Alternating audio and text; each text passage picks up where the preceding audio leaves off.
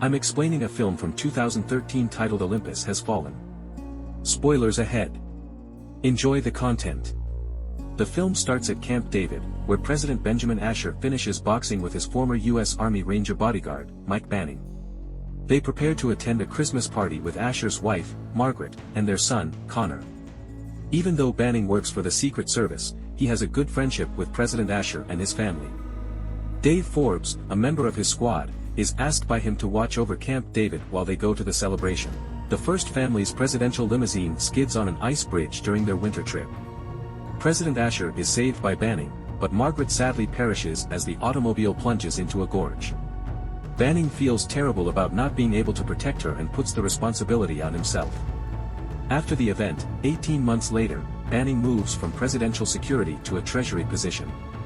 He notices Leah's dissatisfaction at home, but he's preoccupied as she reveals something. He makes a vacation commitment to placate her. Though Banning has left, they are greeted politely by Roma and his Secret Service team during a meeting with his old employer, Lynn Jacobs. He apologized for the First Lady's passing but stated that he still intended to resume defending the president. In another scene, President Asher gets ready to meet with state representatives to talk about South Korea's intention to stand together against North Korea's aggression. The message that such a remark would send sparks debate. Deputy Rodriguez, who the president concurs with Defense Secretary McMillan's worries. Park, the Prime Minister of South Korea, is introduced to White House security by his personal bodyguard during the meeting. Unidentified aircraft enters U.S. protected airspace in a heart-stopping sequence of events that sends shockwaves across the country. The aircraft retaliates against U.S. fighter jets when contact attempts are unsuccessful, and a terrifying reality sets in: the White House is in grave danger. Rome moves quickly in response to the approaching airstrike. President Asher and other important officials are hurriedly taken to the secure subterranean bunker. As the White House defenders get ready for the impending clash, tensions are rising in the meantime. Now recognized as a hostile entity, the rogue aircraft makes its way into Washington, D.C., wreaking havoc in its wake. When devastation descends from the heavens, innocent bystanders run away in terror. Sucked into the growing crisis, Banning rushes to the beleaguered White House, ready to take on the threat head-on. A new threat appears when U.S. Air Force fighters engage the enemy aircraft and knock it down. Amid the confusion, mercenaries disguise themselves and attack the unwary White House troops on the ground.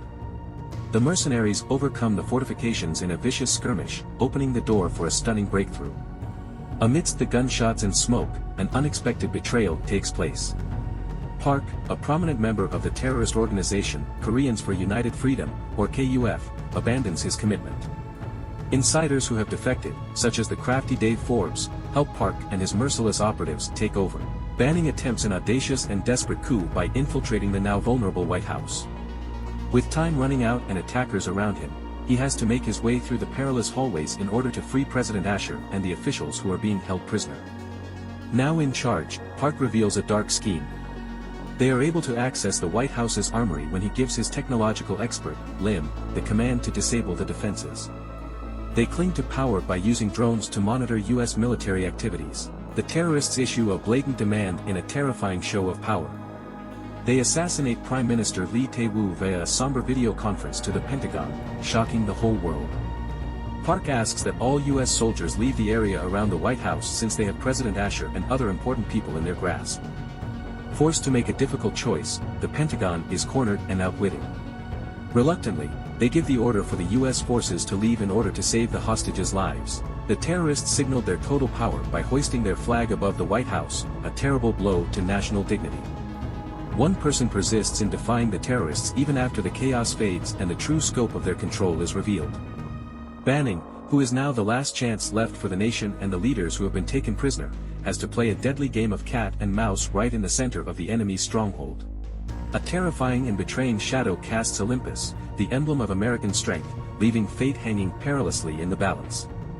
Banning appears as a ray of hope as mayhem breaks out inside the beleaguered White House. He fought the merciless terrorists alone, coming closer to foiling their evil schemes with every deliberate step thanks to his unmatched talent and iron will. Amid the chaos, Banning uses his audacious schemes to turn off internal monitoring, giving him a vital channel of communication with the outside world. The president connects with Lynn and Alan Trumbull, the acting president, who is leading the reaction from the emergency briefing room at the Pentagon, via his satellite headphones. However, as Lin describes the terrible situation in which the president and other dignitaries are being kept captive, the sad truth sets in. As Trumbull is forced to make the disastrous concession of withdrawing vital military resources from the Korean peninsula, setting the groundwork for a disastrous Third Korean War, Park uses President Asher's prisoner position to dramatically raise the stakes. Driven by a desire for vengeance for his mother's murder, Park has a sinister plan to release America's nuclear weapons, turning the country into a radioactive wasteland. However, his actual ambitions go beyond simple geopolitical brinkmanship. The Cerberus system is a secret protocol that controls the country's nuclear weapons, and access to it is necessary for him to carry out his evil plan. President Asher uses brutal force to gain crucial information, putting the country in unprecedented danger. Only Secretary of Defense Ruth McMillan, Chairman of the Joint Chiefs, and Admiral Joseph Honig know the code. Banning starts the task in desperation as the stress rises. He goes through the perilous White House hallways, facing opponents at every turn, with the clock running and danger looming around every corner. Amid the chaos, information comes to light revealing Park's actual identity as the infamous terrorist Kang Yonsak, who harbors animosity towards the U.S. Now that the Pentagon knows who Kang is, Banning has to act quickly to get vital information to them so they can stop the looming disaster. Still, as Banning meets Forbes, a liar-turned-enemy, betrayal looms in the background. Determining to preserve the mission's integrity at all costs, Banning engages the traitor in a lethal confrontation after dissecting Forbes's loyalty.